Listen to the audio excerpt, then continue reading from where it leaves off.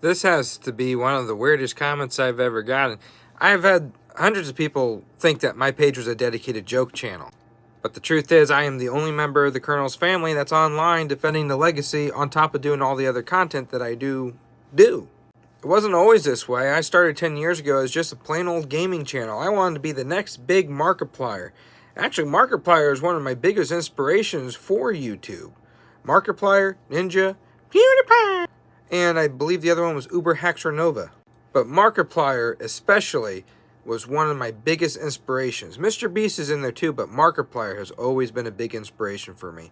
And when I saw his videos, I wanted to do the same thing. I wanted to make gaming content.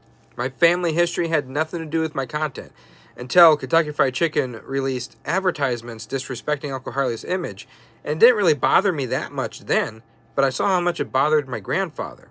And I didn't like how much it bothered my grandfather, so I decided to start saying something about it, trying to get their attention. I was met with a lot of hate, a lot of threats, the company even blocking me, and I gave up for a while.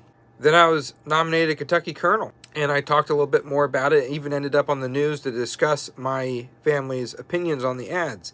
That news interview wasn't really for me, but more for my grandfather to be able to voice his opinions on the ads to where people could hear it and the company. We didn't know we had all the family that we had either. This stuff that I have been doing has connected a lot of family members, and we all had some misinformation in our stories, but by collectively adding our stories together, we were able to sit down and sort things out to get things right.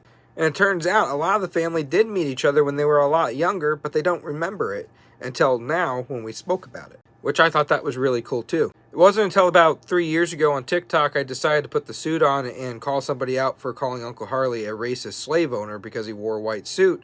And that is when my voice started to be heard about Uncle Harley, and I started talking about him more.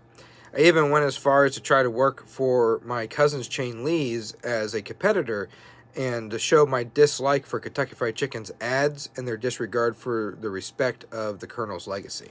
But that initially led to me meeting with the brand and them changing my opinion on them. Obviously now I'm in better standings with them.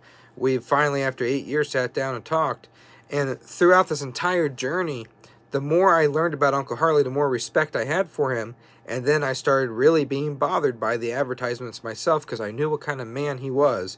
And what they were portraying to the world is not who he was. Plus these impersonators trying to be him too. As I learned who Uncle Harley was, I kind of strayed away from the impersonators and wanted to be friends with them because I saw what they were doing and their motives. And I didn't see anyone else defending Uncle Harley's name online, so I decided to do it on top of the other stuff I do.